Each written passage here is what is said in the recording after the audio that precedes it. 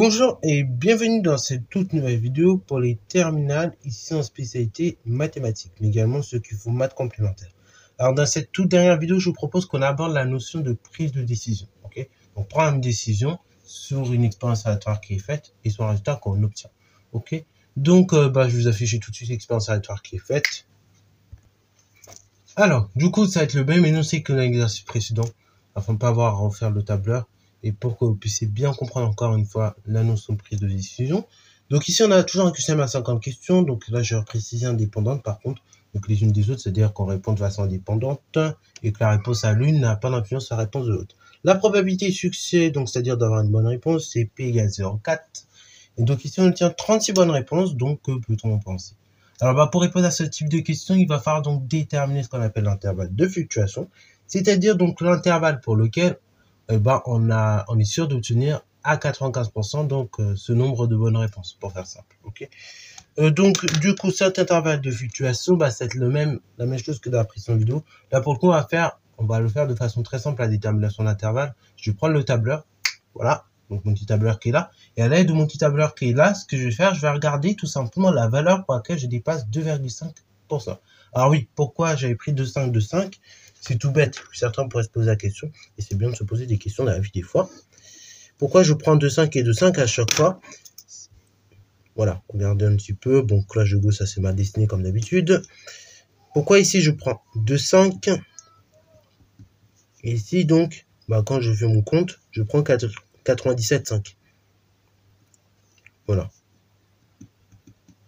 Bon, là, pour le coup, il n'y a pas besoin de savoir un minimum compter.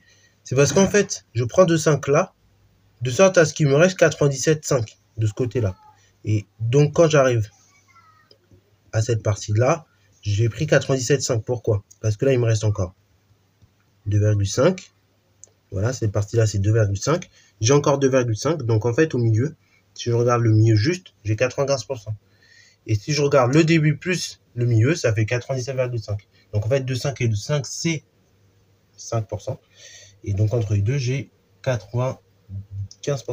Et c'est pour ça qu'on appelle ça l'intervalle de fluctuation à 95%.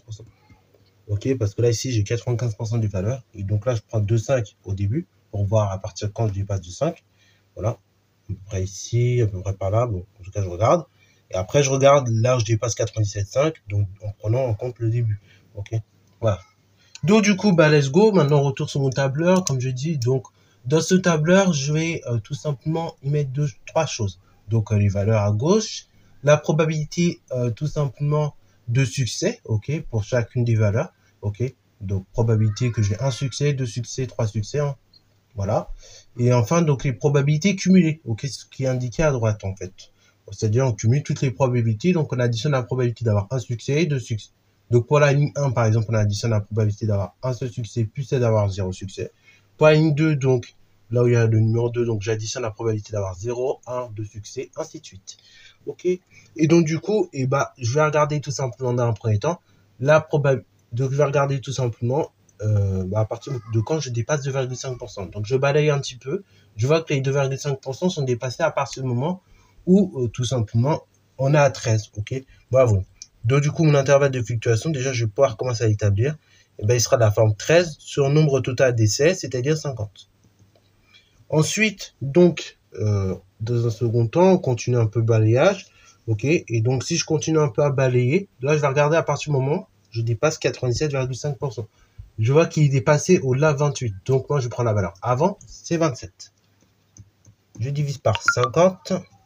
Et ça va me donner l'intervalle de fluctuation qui correspond. Donc, si je réponds au hasard à ce QCM, donc 13 sur 50, j'ai 26% de chance. Donc, je vais obtenir une fréquence de bonne réponse comprise entre 26% et donc 54%. Donc en théorie, je dois avoir entre 26 et 54% de bonnes réponses. Ça, c'est la première chose que je peux déterminer via cet intervalle. Maintenant, dans un second temps, pour voir ce que l'on peut en penser, on va tout simplement vérifier que le nombre 36 appartient bien dans l'intervalle. Si le nombre 36 appartient bien dans l'intervalle, c'est-à-dire que j'ai bien répondu au hasard au QCM. Et si le nombre 36 est au contraire en dehors de l'intervalle, c'est-à-dire que je n'ai pas répondu au hasard. C'est-à-dire qu'il y a une triche ou au contraire, j'ai bien appris mon cours. Bon, alors du coup, let's go. Donc, on fait 36 sur 50 et on peut le multiplier par son heure.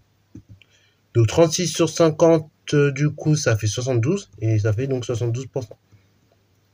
Ou ça fait 72%, ce qui est égal à 0,72. Et ce qui est bien évidemment trop supérieur, enfin, et 0,72 plutôt, on va dire comme ça, il n'appartient pas à l'intervalle de fluctuation précédemment établi, parce qu'il est plus grand que 0,54, et donc beaucoup plus grand que 0,26 logiquement. Donc du coup, il n'appartient pas à cet intervalle de fluctuation, nicht, comme diraient les Allemands. Donc ça veut dire que on peut accuser le candidat de triche au seuil du risque 5%. Et donc ça, bien évidemment, voilà comment on peut déterminer facilement un certain nombre de choses. Et c'est via ces intervalles de fluctuation que, par exemple, on peut dire, alors vous vous souvenez, en troisième, j'avais parlé par exemple que dans certaines séries statistiques, on pouvait ce qu'on appelle retirer certaines valeurs des séries. Ok, donc j'avais dit qu'on pouvait les élaguer. Ok, on pouvait élaguer certaines valeurs de la série parce que d'une série statistique pour le coup, parce que du coup la dispersion entre la dispersion était beaucoup trop grande entre la médiane et celle-ci. Ok, voilà, enfin entre la petite et la plus grande en fait. Ok, et celle-ci, ou entre la plus grande et celle-ci. Donc du coup on pouvait élaguer comme ça les valeurs un peu trop dispersées. Bon, ça c'est dû à la présence de cet intervalle de fluctuation en fait, qui me permet de dire il y a cette valeur, je peux l'élaguer, je peux la virer. Et cette valeur, au contraire, je la conserve. C'est dû à ça. Ok, c'est pour ça que en troisième notamment, j'avais parlé de ce terme-là, qu'on pouvait élaguer des termes d'une série statistique parce